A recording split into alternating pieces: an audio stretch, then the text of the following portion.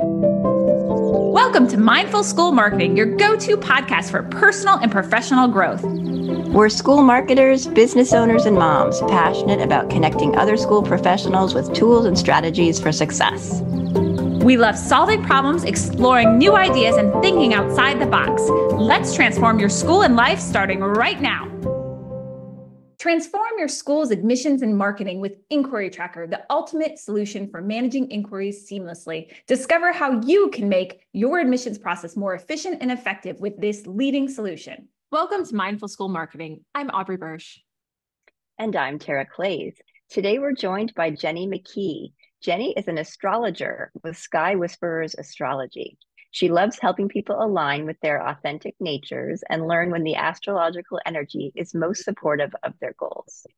She's also been a lawyer for over 30 years. Welcome, Jenny. Hi, Tara. Hi, Aubrey. It's such an honor to be here, and I'm really excited to talk to you. Thank you. And we're really excited to talk to you. And this is going to be a really, I think, interesting conversation. So I'm excited to dive in. But before we do that, can you tell us a little bit about yourself and your path, with astrology?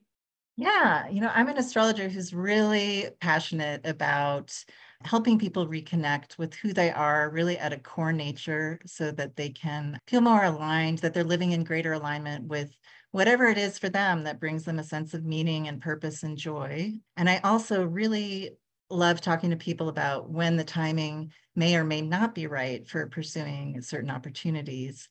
And, given my background as a practicing attorney, a lot of my clients tend to be attorneys or other professionals, people who might be seeking a little more meaning in their life or potentially a career transition. But I love speaking with people of all walks of life. And I really like to meet people where they are when it comes to astrology, whether they be total newbies or seasoned professionals. Thank you. Yes, I was introduced to you because I had a meeting with you, and that was really enlightening. So I'll talk more about that in a bit. But let's start out by defining astrology and what it takes to become an official astrologer. Yeah, well, astrology is the practice of, studying the movements of the planets and other celestial bodies and applying them or correlating them with our lives here on Earth. You may have heard there's a quote, as above, so below. And I don't believe that the planets cause what's happening in our lives, but I do believe that they tend to reflect what's going on for us here on Earth. And there's, a mystery to that I find really beautiful. No one can tell you, exactly why astrology works, but in my experience, it does. And there are different branches and areas of astrology. Some of them focus more on the individual, some focus more on world events or nations. But whatever type of astrology we're practicing, we're always looking at patterns and themes and how they might manifest. Oh, and in terms of becoming an astrologer, that's an interesting question because astrology is not a regulated industry. Although I'd be willing to bet that in a few years that might start changing. But as of now, there's no hard and fast requirements that you need to meet to say you're an astrologer. There are certain astrological organizations that do certify people as astrologers. Additionally, there are certain astrologers will certify other people as astrologers in their astrological methods. So for example, I went through a very intensive 3-level program with my astrology mentor, predictive astrologer Deborah Ann Clement. And as a result of that, I'm a certified astrologer of Deborah. But as I said, right now, the interesting thing is anyone can sort of call themselves an astrologer. So if somebody is interested in working with an astrologer, I would really urge them to either talk to the person or look at their website, really study it, see what their background is, and also see whether their approach, kind of vibes with you. Because some people do certain things and not others. And a lot of times an astrologer will say, if you contact them, oh, well, that's not my area, but I can refer you to someone else. Did that answer the question? I think. Yeah, thank you so much. That's very helpful. I'm curious, speaking about, areas of, astrology and just talking about the application of astrology, can you talk a little bit more about how you use it personally with your clients to help them with their career on life goals and plans. I think that would be really applicable for some of our school leaders. And in addition, I mean, some people might not know what a natal chart is and maybe not know, am I a good candidate for a reading? Yeah. It can be quite a mystery if you're not familiar with it, but the natal chart is pretty simple. It's just a map of where the planets, sensitive points, other bodies were at the exact date, time, and location of your birth. And your natal chart is with you. It's paramount because it's with you for your life. So it's where we start. And it's really a map of themes that you're here to explore. It shows us certain personality traits, strengths, gifts that you may have. It also shows what areas of life might be easier or a little more challenging for you. So whenever we're talking about an astrology reading, we want to start with the natal chart because, that's fundamental. We need the context of your unique situation, your unique gifts. But then on top of that, we can take your natal chart and apply a whole variety of timing techniques to see, what kind of cycle are you in your life, and when would it be a good time or not such a good time to pursue something. Like, for example, Aubrey, you might be in a time right now where it would be a terrific time to pursue new job opportunities or think about a different educational path. And then at the same time, Tara might be in a cycle in her life where, based on her chart, it's a more challenging time for that. And there might be a whole host of obstacles that could get in her way and just make it harder to achieve her goals. So it's really helpful to just know the nature of the energy that's going on for you and the timing of it so that you can work with it rather than against it. And in terms of career, there's a whole host of things we look at. You want to look at the chart as a whole, of course. And then there's, the 10th house, for example, is the house of career. So somebody coming in for a career reading, which I tend to get a lot of, given my clients, my eye is drawn to that, the 10th house, what's going on there, what's the sign on the cusp, things of that nature. So that gets a little bit technical, but in terms of who's a good candidate for a reading, I would say it's anybody who really wants to get to know themselves better and or who wants to know about, the timing and the energy that we were just discussing. And there's such a wide variety of ways to do a reading and to approach a reading as both the client and the reader. Some people come in and they really want to know, like, deep questions. Why am I here? What's my life purpose? What am I here to explore on a sort of a deep soul level? Other people are like, well, they want to explore, why am I attracting this kind of pattern into my life? Like, the same kind of person or situation keeps showing up, and is there something that I can do to work on that to break that pattern? And then other people are like, more like, just the facts, ma'am. I just want to know, tell me year ahead, like, when should I interview for a job? Or when should I, maybe I'll meet that special someone, and it's all good. Everybody's different. And, like I said, I like to meet people where they are. And if they want to do that deep soul dive, that's great. And if they just want to know, like, what are the good dates for me, that's great too. So that was a pretty long-winded answer, but hopefully. No, it was great. Yeah. It sounds like fun, actually. I mean, it sounds like you get to work with all different kinds of people who have all different reasons for coming to you, which must, add some variety to what you do. I want to ask, astrology has a lot of skeptics.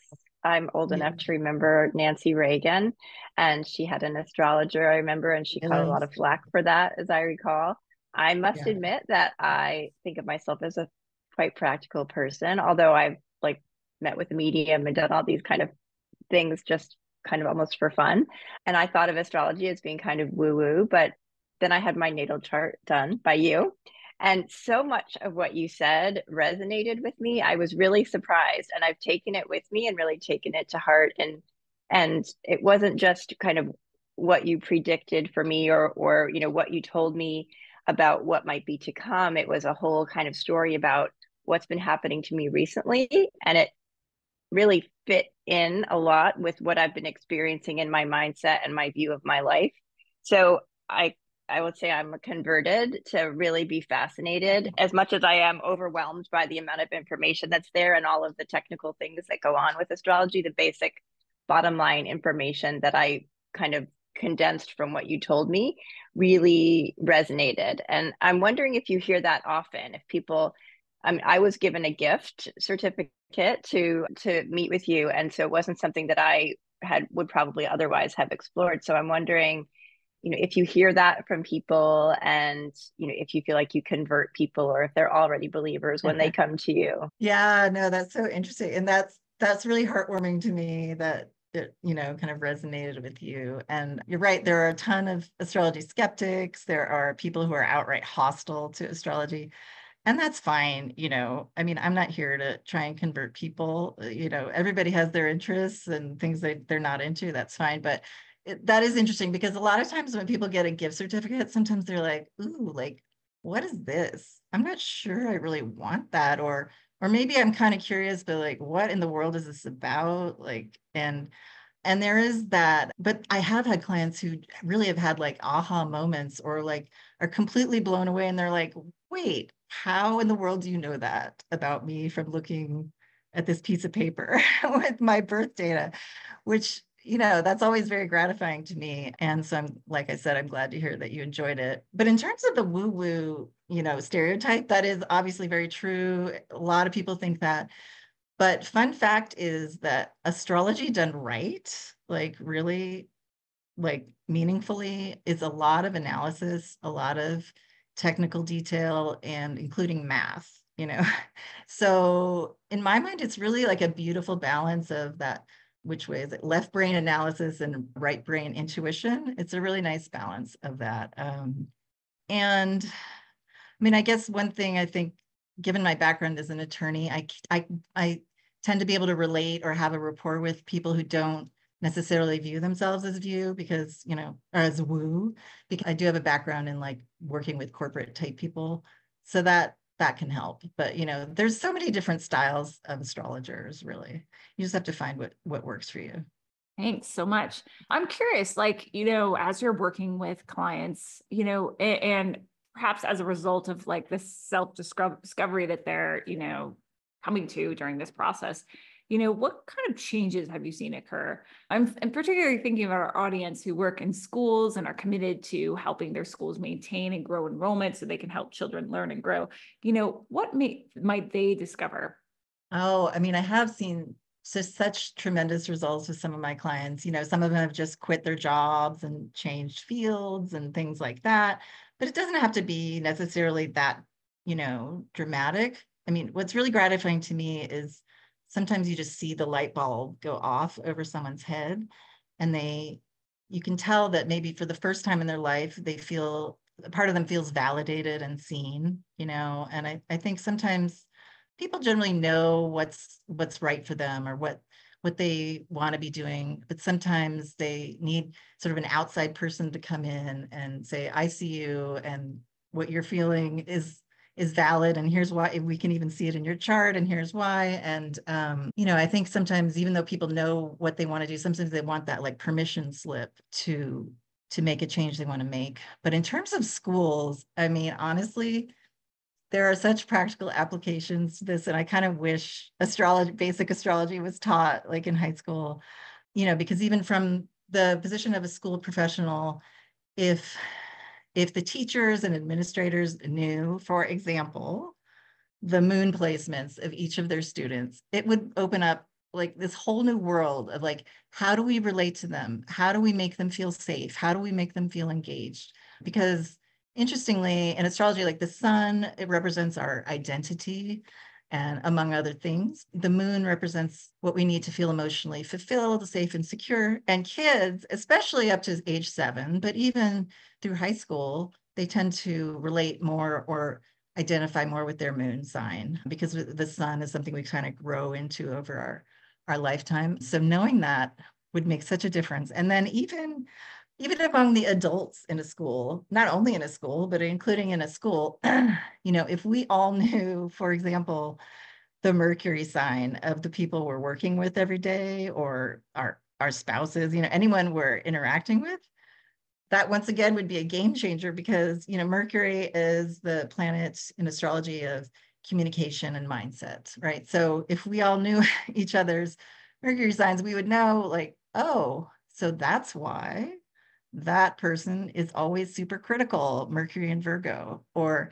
that's why that person seems to shoot their mouths off and maybe speak without thinking first, Mercury in Aries potentially, or that person seems to make decisions based a lot more in emotion than in logic, Mercury in Cancer, right? And so astrology really is like a really good building block for building teams. It has really like practical applications, just using it to see personality traits in people. So that's just one example.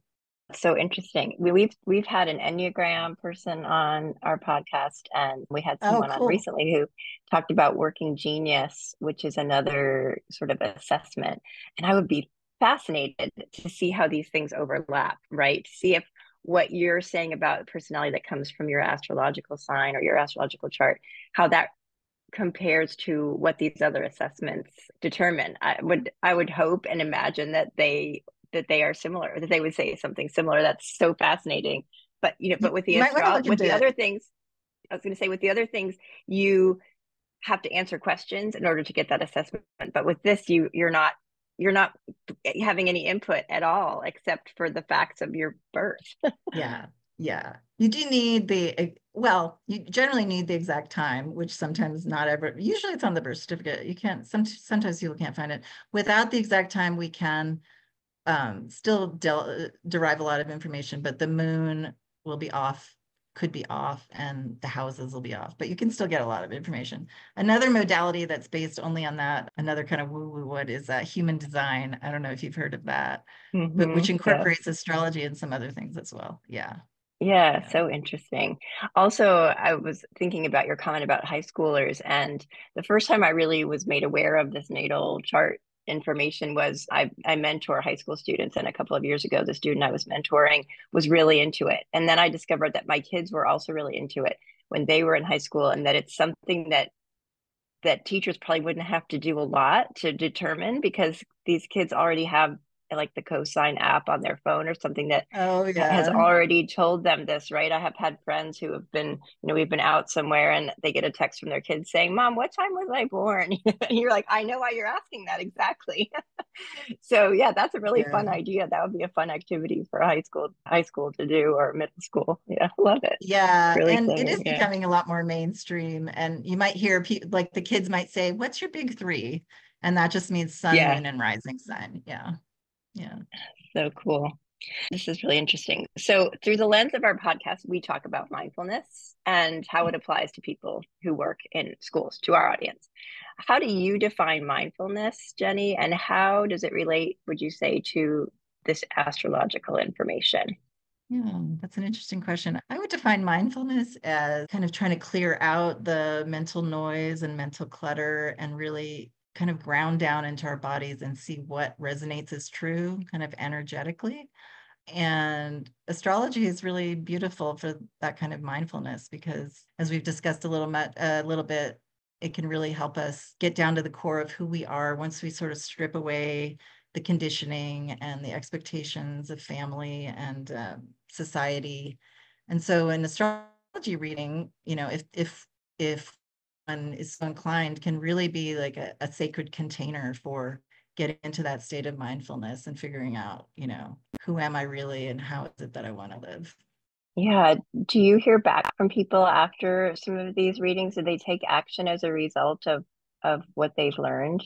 Yeah, some do. I don't always know. I always send people the recording afterwards because sometimes yours I think was one of the shorter readings. The full like year ahead natal with a year ahead, that's 90 minutes. And that can be a lot, especially when you're like throwing dates at people like for a whole year. And so I always send them a recording, and a lot of people report, yeah, I did. I went back and I listened to it, and then I wrote down stuff on my calendar for when to expect things. But yeah, no, I do hear like it really gave me a shift in perspective, or it gave me a sense of validation or sense of permission. And some people pull the trigger earlier than others on making changes. Some people just like to use it as sort of guideposts for, because not everyone is looking to make a massive change. They just kind of want to use the information. So it just depends on the person. Yeah. I just have one more question that popped in my head, which is how horoscopes relate to this. Oh, you mean like the things in the paper? Yeah. No, those are fine. They're as fine as far as they go. But I mean, essentially they're based on placing the sun on the ascendant, on the rising sign, essentially doing a forecast based on really each sign's rising sign. And so it's fine, it's legit, it's valid, but it's pretty general, right? So if I would advise, if you're going to look at those, I would look, if you know your rising sign, I would look at your rising sign. You can look at your sun sign as well, but unless your sun is right there in the first house or on the ascendant, it's not necessarily going to be as accurate. So it's fine, but if you really want to know what's going on with you, then an astrology reading geared towards your chart is obviously going to be more helpful. But they're fine. Yeah, and the rising sign comes from your natal chart, or is there a way? Yeah. How do you do? Okay. Yeah, it's like what sign was rising on the eastern horizon at the exact moment you were born, in the exact place you were born. So that's why we were saying that the exact time is important, because if you don't have that, then we don't have the rising. And so from there is where all the 12 houses start. So it sort of is the marker that lays out, how the natal chart is laid out. But we would still know, even if we don't have the exact time, like the aspects between the planets and the signs of all the planets, except potentially the moon, would be the same. So we could still work with it. And there are apps that will tell you this too. If someone wanted to go on, if you're listening to this and inspired, there are some apps where you can go on and put in that information. It'll tell you your rising sign. Yes. Okay, and great. And you can also go to astro.com, which is free. It's a great website and it's free. Actually, on my website, I have on my blog directions for how someone can follow the steps on there and pull up their own chart. Actually. Oh, great. Okay. Yeah. Thanks. For the non-app savvy among us. Some of us need other ways to engage, for sure. Thank you so much. Those are some great tips. I am really excited to transition to our rapid fire questions. There's some really fun questions, and I'm excited. I rarely get to ask this one, so I'm excited because it's one of Tara and I's favorite questions. If you could put one book as mandatory reading in the high school curriculum, what would it be? Oh, yes, I have it. I have it right here. This is a brilliant astrology book. I don't know if you can see it. Astrology, Using the Wisdom of the Stars in Your Everyday Life by Carol Taylor. I think I recommended this to you, Tara, but I love it because it's very comprehensive, but yet it's also quite accessible to the beginner. And on top of that, it's really beautiful. It's, you can see the bright colors on the cover. It's got great graphics. The layout's great. So anybody who's kind of astro curious, that would be a great place to start. And I think, as we were saying, like if they had this in the library in high school, if just everybody got that really basic fundamental knowledge about their own chart, I think we would all be a lot better off. Yeah, cool. All right, here we go back to the apps. Good one for me. What is one app you could not live without? Yeah, well, there are, as we've discussed a little bit, there's so many great astrology apps, but I'm going to have to go with one that has nothing to do with astrology, which is Calm, which probably everyone has heard of, but I just love, we can just turn to it and get grounded. And I love the structure of the guided meditation. So that's my fave. Great. And what are you reading right now? Oh, well, I have my son in the 9th house in Gemini, so I'm always learning, always a student. So I've always got a couple books going on. Right now, I'm actually rereading a fantastic astrology book by another of my astrology mentors, evolutionary astrologer Tom Jacobs, and it's called Lilith, Lilith, Healing the Wild. It's an astrology book about the instinctual feminine or the suppressed feminine. And I'm also reading a very different book, but fiction, a really sizzling hot romance novel set in Paris with a lawyer turned writer. It's called Angel Eyes, and it's by a debut lawyer turned author named Ellie Jennings. And so those are both obviously really different books, but I recommend them both. How fun. I love it. Good in time for summer, a steamy romance. Our last rapid fire question is, what one great piece of advice would you like to leave us with today? Yeah, I would say I would just encourage all of us to give ourselves some grace and to realize that we're all kind of learning as we go, as we walk through life, and that we don't have to fit into boxes that other people have created for us. And, there's a lot of difficult things going on right now in the world, but I really do feel like if each person does our, quote unquote inner work and really tries to get aligned with what's fundamentally true for us, as opposed to what everyone else is telling us should be true for us, that the world would be a better place and we would be happier and more fulfilled as we walk down our life path. Fabulous. Thank you. Yeah. Thank you so much for joining us today, Jenny. Where can people find you online?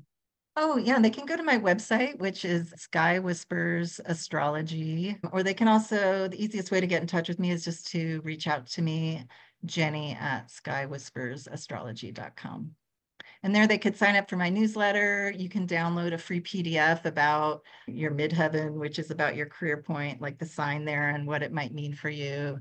And I'm going to be posting some information. I'm going to be doing a class. I haven't scheduled it quite yet, but called the Astrological Winds of Career Change. So they can check that out on my website as well.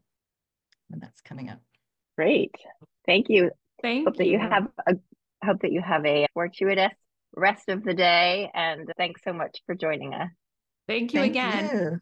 This episode is brought to you by Enquiry Tracker. We believe that every inquiry is an opportunity, and with Enquiry Tracker, you can unlock the full potential of your school's enrollment journey. Say goodbye to missed opportunities and hello to a streamlined admissions process that prioritizes efficiency and effectiveness.